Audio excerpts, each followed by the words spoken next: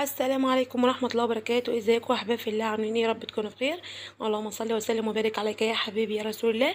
ومعاكم فيديو جديد من قناتي، قناة دينا ريان.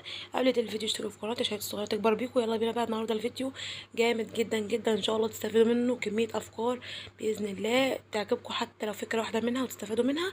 اول حاجة كده النهارده هنعمل مع بعض هي عملية اسبوعية. ايه الكلام الكبير اللي بتقوليه ده يا دينا؟ اقول لكم كل حاجه ان شاء الله بالتفصيل.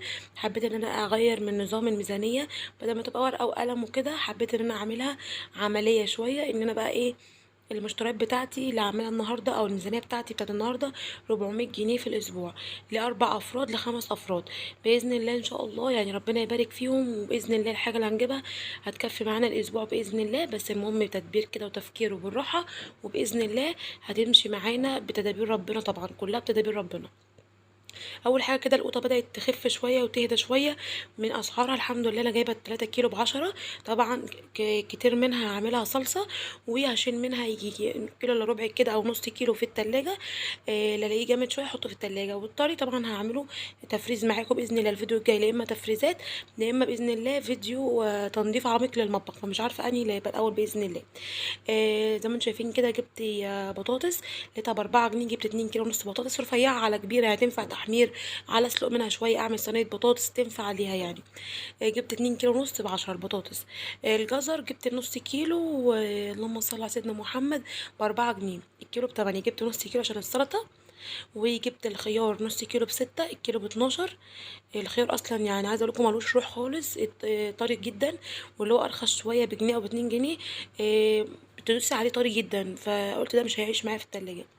البتنجان دوت انا معرفش الكيلو بكام، بس انا اخترت التلاته دول قلت له زي ما يجوا. طلعوا ب6 جنيه ونص التلات بتنجانات دول. والله انا جبتهم قلت عملتهم مسقعه، عملتهم بابا غنوج. تمام، ما شاء الله اللهم بارك، يعني خفاف وحلوين. جبت الخوخ ب25. مش عارفه ليه غلي مره واحده، مبقاش فيه بلدي، ده السكري. انا بحب اجيب البلدي عشان يبقى فيه مزازه كده حلوه، فاللي لقيته جبته كده عشان اولادي بيحبوه. جبت حزمه كزبره، قلت عشان السلطه النهارده هنعمل مع بعض السمك باذن الله. كيس البهارات اللي هناك دوت دي 7 بهارات. يبقى معايا 5 جنيه في البوك اروح بيهم؟ لا طبعا ما اروحش. رحت جبت بيهم كيس توابل. الكيس ده ب3 جنيه ونص. كنت حابه اجيب كيس اكبر، قال لي ما فيش والله اكياس ب5. فجبت كيس 7 بهارات كنت محتاجاه، كان خلصان من عندي. وقلت ابدا والله ما انا مروحه بال5، ازاي يعني اروح بفلوس في البوك؟ رحت جبت كيس التوابل كنت محتاجاه بصراحه. جبت نص كيلو عسل اسود ب10 جنيه. جبت ب10 جنيه طحينه 8 كيلو. قلت عشان برضو اعملها جنب السمك، الاولاد بيحبوها جنب السمك. وبرضو لو عملت بابا غنوج. وجبت نص كيلو زيت سايب، بحبه اجيبه عشان القليه. جايباه ب35 جنيه نص كيلو. جبت كيلو السكر، بحب اجيب اللي هو الناعم دوت. في نوع قبل كده جبته عامل زي بتاع التموين، خشن قوي كده، بيبقى رخم في الاكل. بيبقى بيقرقش كده في الاكل، فما بحبش اجيبه. ده جايباه ب22 جنيه او 21 جنيه السكر، مش متذكره قوي. تمام كده، ده بالنسبه للحاجات اللي جبتها من السوق. انت لو حسبتيها هتلاقيني جبت بند الخضار. اللهم صل على طب اكمل معاكم وبعد كده اقول لكم على البنود كام بالظبط. لقيت ورق عنب بقى في السوق ما شاء الله اللهم بارك جميل جدا ب25 جنيه الكيلو. انا جايباه عشان افرزه الصراحه. وممكن احتمال كبير ان انا هعمل منه بكره باذن الله، اليوم اللي هفرزه فيه. اعمل منه كده حله صغننه على قدنا. لان انا بحبه جدا. يعني ازاي اسلقه يعني واشيله كده؟ لا طبعا. زي ما اتفقنا مع بعض، اليوم اللي هتفرزي فيه حاجه تطبخي منها على طول، عشان انت لسه هتفرزي. انا جايبه اللهم بارك كيلو، فياخد معايا وقت ان انا لسه هشيل منه العنقود دوت. ومش عارفه لسه بقى هفرزه ازاي. ان شاء الله هفرزه معاكم، فهياخد معايا وقت. فازاي ان انا اشيله كده؟ لا طبعا. والكزبره عندنا جايبه حزمه كزبره، وهنعمل شويه محشي كده حلوين يستاهلوا بقكم باذن الله. فالله المستعان جبت كده ب25 جنيه حاجات هفرزها، و10 جنيه القوطه برضو يعتبر حاجات هفرزها. فما شاء الله اللهم بارك 35 جنيه هتشيلي منهم حاجات تفريز، وكمان هتستعملي منهم. يعني ما شاء الله القوطه دي اللهم صل على سيدنا محمد. القوطه دي هشيل منها للسلطه يجي نص كيلو او كيلو الا ربع في التلاجة. والباقي هعمله صلصة وهشيله في الفريزر. هاخد منه حبة برضو او شوية للمحشي اللي هعمله. والحزمة اللي جبتها برضو تبقى خضرة للمحشي. وورق العنب هاخد منه. انا بعمل الكيلو ما شاء الله اللهم بارك على 5 وجبات او 6 وجبات. الورق العنب بيرمي اصلا، واحنا لو بنعمل حل على قد ما سيبهاش تبات يعني. فالله المستعان. زي ما انتم شايفين كده، زي ما قلت لكم 35 جنيه البند بتاع التفريزات. طبعا مش كل اسبوع تعملي بند تفريزات، يعني ممكن اسبوع او اسبوع لا، لان طبعا الاسعار بقت يعني فوق الوصف، طبعا احنا كلنا مجربين. فربنا يعيننا ويقوينا جميعا يا رب. فانت حاولي حتى لو اسبوع واسبوع، يعني اسبوع كده حاولي 20 30 جنيه تجيبي قوطه تفرزيها وتشيليها. بتحبي تفريز البطاطس فرزيه اللي هي بالصوابع فاهم فريدز. ولو حابه مثلا اللهم صل على سيدنا محمد تفرزي خضره، انا بفرز خضره على طول السنه على فكره، وبالذات في الشتاء بتبقى جميله جدا، فبحب ان انا اشيل منها. ورق عنب، حابه تفرزي الحاجات اللي موجوده في السوق بقى، خضار باميه فاصوليا، بس الحاجات دي لسه شد حيلها شويه، فتستني لما تهدى شويه في الاسعار. على الاقل انت لو فرزتي جبتي كيلو 2 كيلو فرزتيهم حطيت 4 اكياس في التلاجة، استعملتيهم في يوم زنقه كده انت مش عارفه تعملي اكله ايه. بصراحه ما عنديش حاجه في البيت بالظروف دي كلنا، يعني مفيش حد ما بيمرش بالظروف دي، إن احنا طبعا بيعدي علينا اوقات مبقاش في مثلا بصلايه في البيت، فيعني ربنا يملى بيوتنا دايما يا رب بالخير، ودايما عمران بالخير اللهم امين. فالحاجات التفريز دي والله يا جماعه خير خير كبير جدا في البيت. عايزه اقول لكم ان البصل انا ما جبتش الاسبوع ده بصل، فجيت ابص في التربو لقيت عندي يعتبر كيلو بصل. ما شاء الله اللهم بارك. انا بحب اجيب البصل وسط مش كبير قوي. كنت اوقات احب اجيب بصلايه او اتنين كده كبار، اقول مثلا لو محشي او لو عملت كشري، فبلاقيهم من جوه مش حلوين، بيبقوا ضاربين او بايظين، بس مش واضح من بره، شكلهم من بره حلو من جوه مش حلو.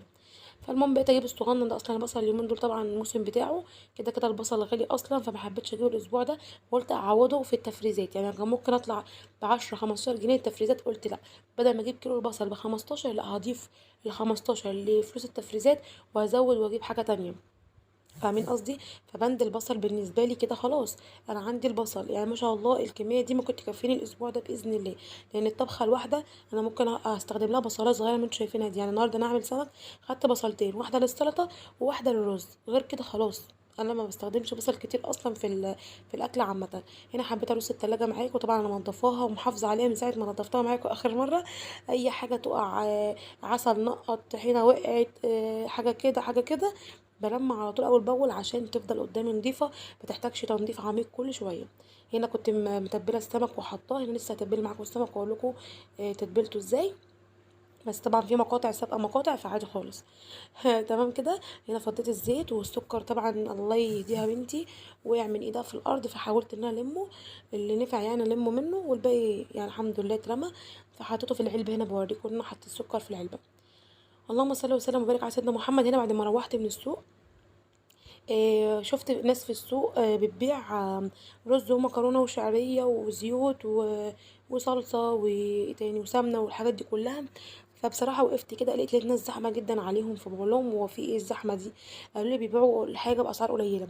اللي خلاني جبت منهم ان هم بيبيعوا منتجات معروفه، يعني منتجات انت عارفاها وشايفاها عند العطار او شايفاها عند السوبر ماركت، فانت عارفه اسعارها ايه. يعني كيس المكرونه بساطه دي الكيس بره ب10 جنيه، انا جايباه من عند الناس دي او الخيمه اللي لقيتها عندنا في السوق دي، لقيته ب6 جنيه ونص.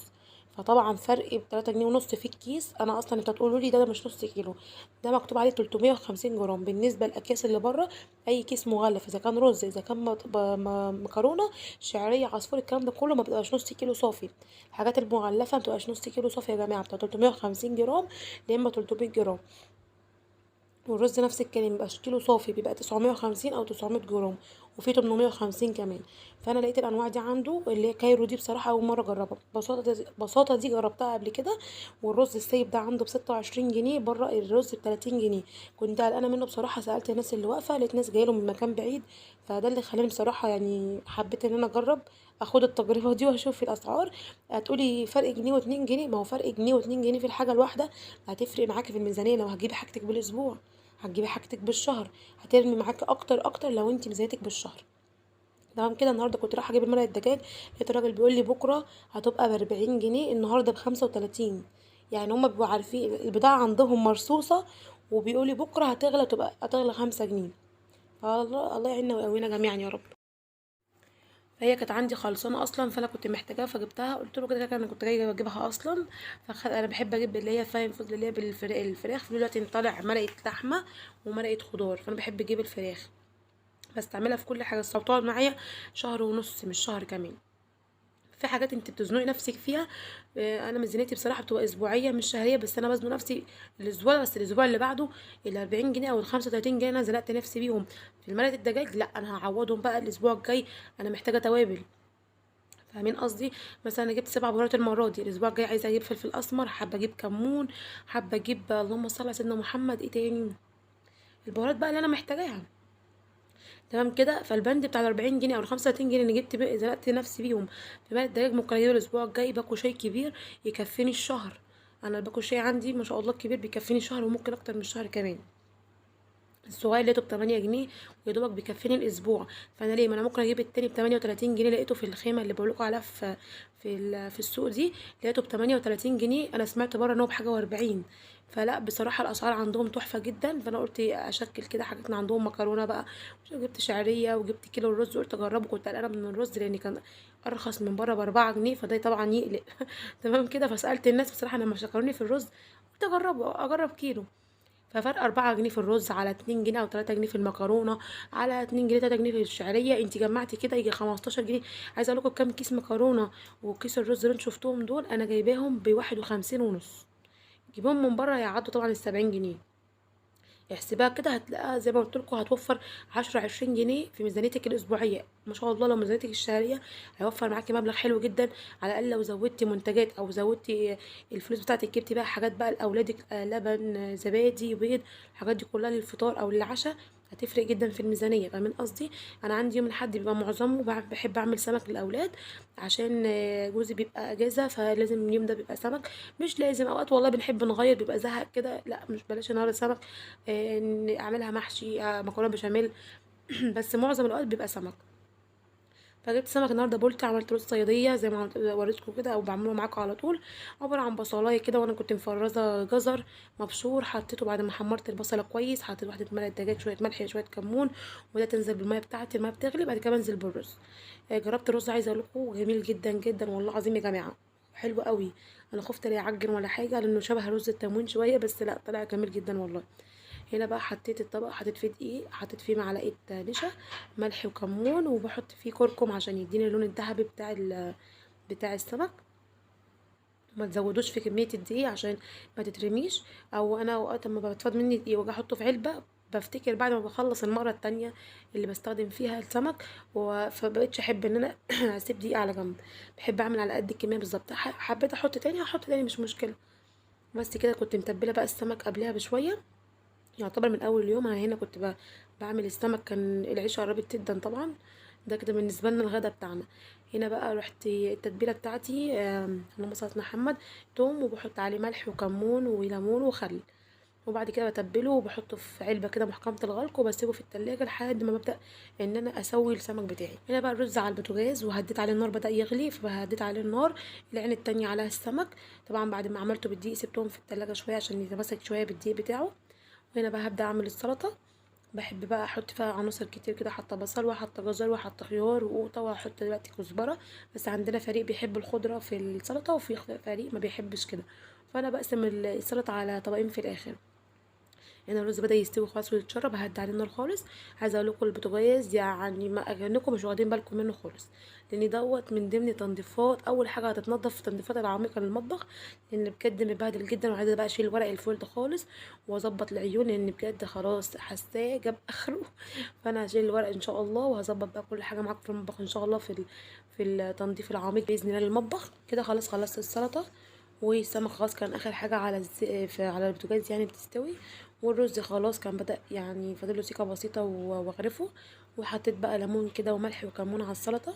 هبدأ بقى اقسم السلطه بتاعتي، نص احط عليها شويه كزبره خضراء، ونص هسيبه من غير حاجه، لاني نص ونص زي ما قلت لكم بيحب الخضره. بصوا ما شاء الله اللهم بارك، الرز جميل جدا. وكأننا مش شايفين حاجه على البوتاجاز خالص زي ما اتفقنا مع بعض. لحد ما نتقابل ان شاء الله في الفيديو الجاي بقى، روتين قوي جدا جدا جدا، وروتين حلو قوي. زي قال لكم اليومين دول تراب جدا، فانا بقى ايه، المطبخ بقى مطرب وصعب جدا، فلازم بقى امسكه ماسكه نضيفه كده بنت ناس. بس كده. يا رب الفيديو يكون عجبكم، افكاري ان شاء الله تكونوا استفدتوا منها. ميزانيه ال 400 جنيه الاسبوعيه ان شاء الله. لو عايزين ميزانيه تاني ان شاء الله انزلها لكم، تبقى عملي بقى بلاش نظري وورقه وقلم. لو حابين برضو بورقه وقلم افضل ليكم ان شاء الله.